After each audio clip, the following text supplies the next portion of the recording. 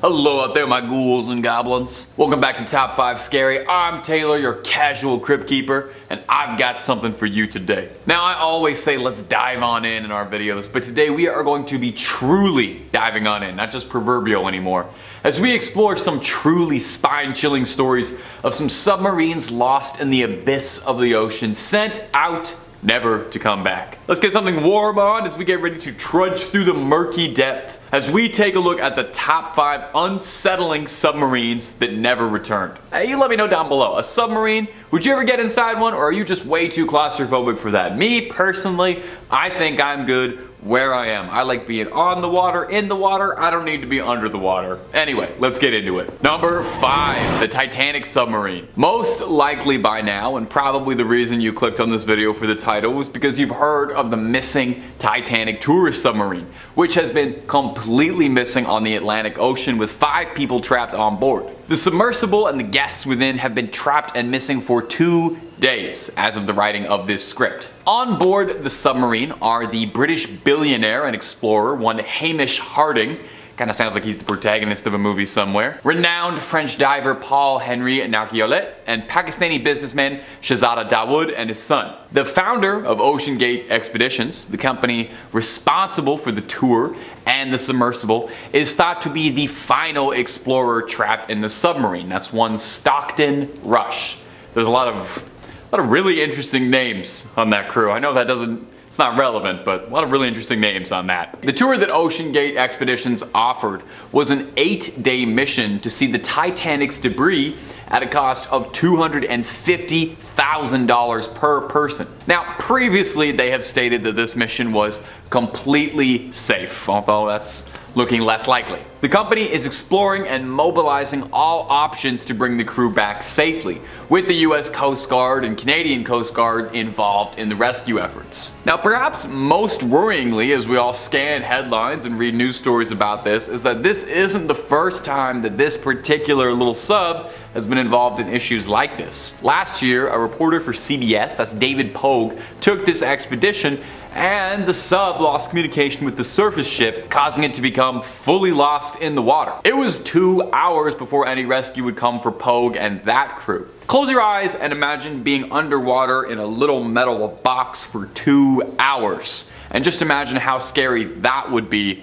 let alone 2 days. Now, the company has stated that the submarine has 4 days worth of spare oxygen packed alongside other emergency supplies. So, here's hoping someone gets finding them soon. Can't imagine they're ever gonna want to do anything with the water again, and it'll probably be a very long time before anyone in that sub ever watches a movie directed by James Cameron again. And if we're looking for more horrors from the deep, we've got loads of that and then some on Top 5 Scary.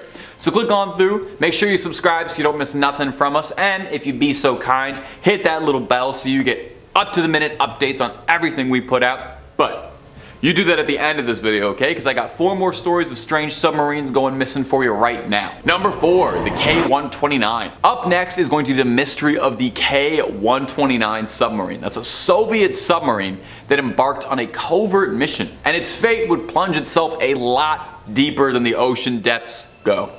Let's take a dive on in, eh? The sub disappeared in 1968, and make a little note of that because curiously, this won't be the only submarine on this list disappearing in 1968. Is that not a bit odd? The K-129's mission was shrouded in secrecy. We don't know what it was doing. It was thought to be the height of strategic importance. Days after sailing off, however, signals from the K-129 vanished. No signals received, no echoes returned. It was as if the submarine had been swallowed by the ocean. The news of the K-129's disappearance rippled through intelligence agencies and naval forces worldwide. Everybody was wondering what had happened. Was this an attack from a rival country or a different intelligence agency? Was this an act of warfare? Was it just an internal accident? Was it some sort of supernatural threat from the deep?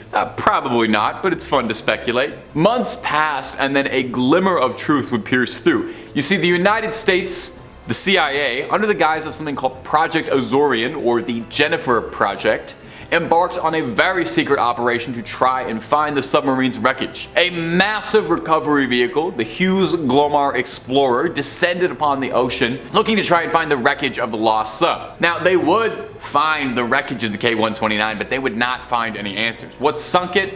What happened to its crew? Like just about everything else on this list, we honestly may never know. Now, the official statement from the Soviets was that the sub, while in snorkel mode, sunk beneath its operating depth, and combined with equipment malfunction and a delayed crew reaction, could have led to the submarine sinking. Or it could have been Cthulhu pulling it down to the water. You know, you never know. Number 3, the USS Scorpion. Now, this next case involves the USS Scorpion, a nuclear submarine that up and right vanished, and it's one of the most perplexing maritime mysteries in naval history. This US Navy sub ventured out into the murky waters of the ocean, never to return. In May 1968, and hey, see, I told you to make a note of that. If I had a nickel for every time a big submarine disappeared in 1968, I'd have 2 nickels. It's not a lot, but it's weird that it happened twice. After completing a deployment in the Mediterranean Sea, the Scorpion embarked on its journey back to Norfolk, Virginia. But as the days passed and the designated time for its arrival approached, nothing to be heard on naval airwaves. A profound silence. Zilch. Nada. As if the ship had never existed, alongside all 100 men on the crew. Now, search efforts were launched immediately, trying to find what they expected to be the wreckage of a sub. Days would turn to weeks, and confusion from the Navy would start to turn into conspiracy. All manner of theories would come up, wondering if maybe a hydrogen explosion during a battery change had doomed the crew, or maybe a malfunctioning torpedo. And then, of course, there are the more sinister conspiracies, an attack from a rival country or army, or some even suggesting the Navy themselves were responsible and were doing some sort of sinister experiment. For what purpose, I don't know, but that's the point of conspiracies, you don't know. After months of searching, however, the Scorpion's wreck was found on the desolate seabed. The damage suffered to the vehicle only offered way more questions and precious few answers. To date, no one knows what happened. The Navy never found a suitable answer, suspecting that an internal explosion was to blame, but they couldn't say that with definitive confidence, and perhaps we'll never know what happened. Or we might. I'm not a submarine guy, I'm just a YouTube guy. I don't know about that. Number 2, the ARA San Juan. In the vast expanse of the South Atlantic, where the winds whispered tales and the waves embraced secrets, the ARA San Juan set sail on a fateful journey. Now, this Argentinian naval electric submarine ventured into the depths, only to become ensnared in a mystery that would send shivers down your spine and send this thing down into the water. In 2017, the San Juan embarked on a routine patrol, very packed crew all working together.